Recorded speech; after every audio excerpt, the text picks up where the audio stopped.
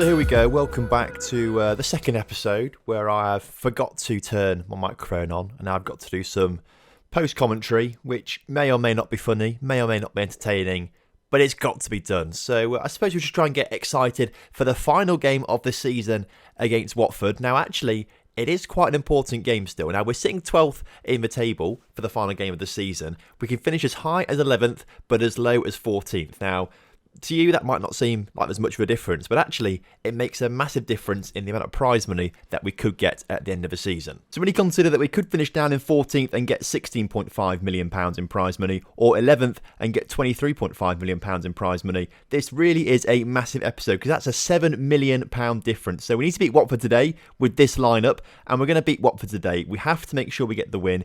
If we don't win, we could actually go behind Watford if they beat us with a massive goal difference margin. So potentially we actually could go down to 15th, but I think they're on minus 16, 17 goal difference and we're on like minus 3 or 4 or something like that. So it would take a massive goal difference swing. But either way, we have to be beating Watford today to make sure we don't drop down to 14th. And we have to hope that Brighton or Leicester don't win their games and we can go up into 11th. And it looks like we're going to do that right now as we score the opening goal of the game on the 9-minute mark. It's actually an own goal in the end. It's Pomeroy's shot. You get to see the own goal sort of thing on the 3D replay pretty well. You can see that Christensen gets the ball, plays it back to Pomeroy, and his shot takes a massive deflection off the defender just there. It takes like a really weird one. It looks like it hits like the inside of his arm or something like that to then go in the back of the net. It was a bit of a weird one, but we went and scored that goal, and moments later their goalkeeper makes a massive error and lets Pomeroy score the goal. Fantastic stuff for us there. And how many times actually is that now that we've seen the goalkeeper of the opposite team make a mistake on the final day of a season like this, which allows our strikers to score? Because this isn't the first time we've seen it in the Lincoln Loco 2 series.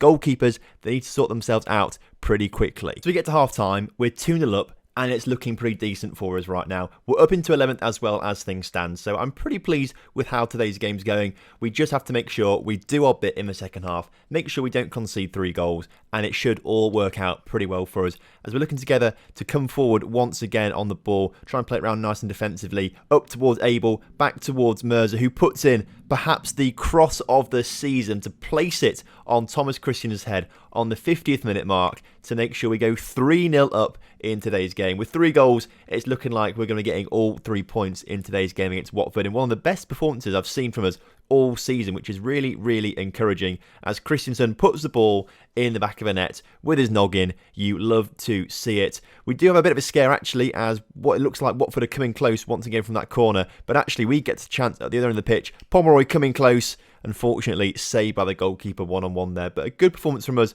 overall, and we end up winning the game 3-0 to finish 11th in the table as things stand. I just realised as well I've not shown you the results from between episodes, and I can't be bothered to go back and do that now. We finished 11th in the table, as you can see there, with Chelsea winning it. We actually played Chelsea, Liverpool and I think it was Tottenham in between episodes. We lost all 3 of them, so it doesn't matter too much either way. But we got £23.64 million for reaching 11th place in the table. And guess what? The squad only get £240,000 of that, which is quite good.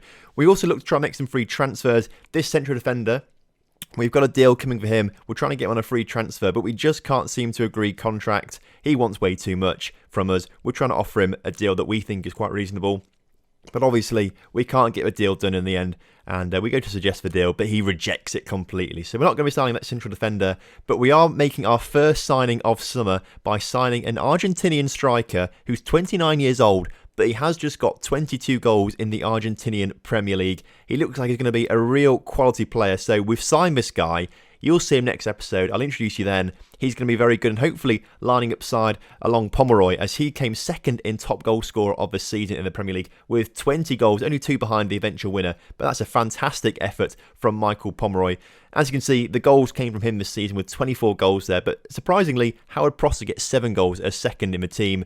Pomeroy, though, he's a very, very good player, but we need to talk about him now. He's valued at £21 million and he's just scored 20 goals in the league, in the Premier League, coming second. All right. He's on a big contract as well.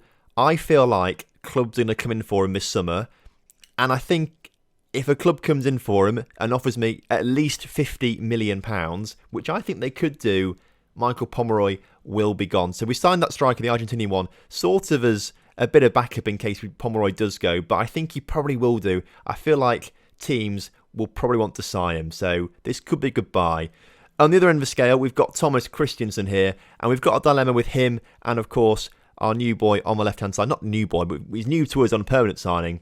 But Jason Rendell is also a left winger as well. They are both ridiculously similar. And really, we want to try and improve that left wing spot, but we can only have one of these two players as backup. So, in my opinion, I think Christiansen is the man to go. I think we need to look to sell him. Now, you may be disagreeing with me on this one because you may think that Christiansen is better than Rendell. However, I've just not quite seen enough from Christiansen. Yes, he's got goals and assists, but it's not like massive amounts of goals and assists. And with Rendell, we know that he's actually got 20 goals in a season with us before. In the Championship, although the Championship's very different to the Premier League, he's got 20 goals with us before. I feel like he knows what he's doing. He knows the club better. And I feel like when Rendell's on the pitch, we create more chances. And while he's not got the goals and assists when he's played games this season, he's only started 3 games. The rest of them he's come on as substitute. So he's not had that much an opportunity, Rendell, this season. But I feel like when he is on the pitch, we do create more chances through Jason Rendell. So I think we're going to look to try and sell Thomas Christiansen. And Jason Rendell is the one who is probably going to be staying at the club. So hopefully we can get a good bit of money for Christiansen. I think he's got a release fee clause of about £31 million, which could be quite good. I don't think clubs are going to trigger that. But if we can get maybe £20 million for Thomas Christiansen, I think that would be a pretty good deal for us. Also, we need to talk about Randy Deleu.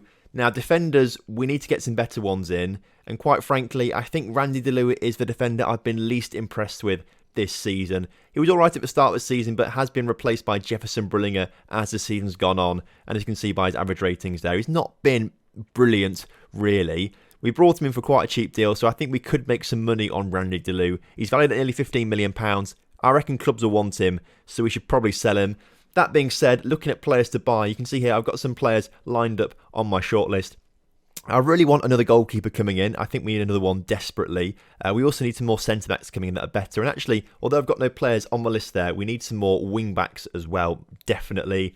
We always need central midfielders. We're going to try and sign a few of those over summer. But I also want to strengthen players on the wings. We need some left wingers coming in and some right wingers coming in. Not just to provide cover, but we also need them to add some squad depth. And actually, we need to get some improvements there as well. I think we need to improve on Abel. We need to improve on Christiansen/Rendell. So we need to get some big improvements there if we want to be making strides next season and pushing ourselves up towards the promotion places.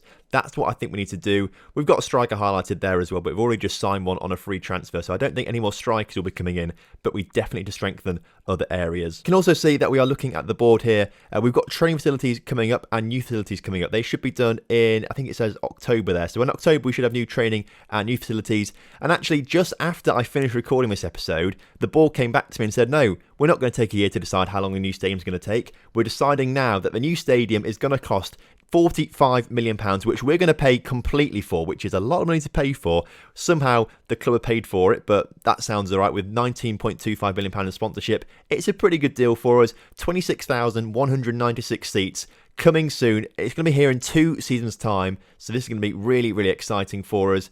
As you can see here, that Michael Pomeroy is the fans' player of the season with 61% of the vote. He's also got goal of the season. He's also the signing of the season. And also young player of the season is Jefferson Brillinger, which I think is quite interesting considering he only played about half the games this season. The fans clearly like Brillinger, so maybe we need to use him a bit more next season. We also have the end of team meeting as well. I decided to say to them, we're going to try and finish mid-table next season, but I think we can push on for the top half next season. I think we can start to make a move towards the top 7. I don't think we might break into it, but I think anywhere between 6th and 10th is going to be a real successful season for us next time around. And that is going to be that for this season of the Lincoln Loco 2. I do apologise for today and yesterday, the episodes being a little bit different. Obviously, I've completely mucked up the audio and not recorded any audio, which is why I had to do it like this. But if you have enjoyed today's video, please do drop a like on it for me and subscribe to the channel if you're new around here. And I'll see you on Thursday and Friday for the new season. Some more transfers. It's going to be a good one. See you then.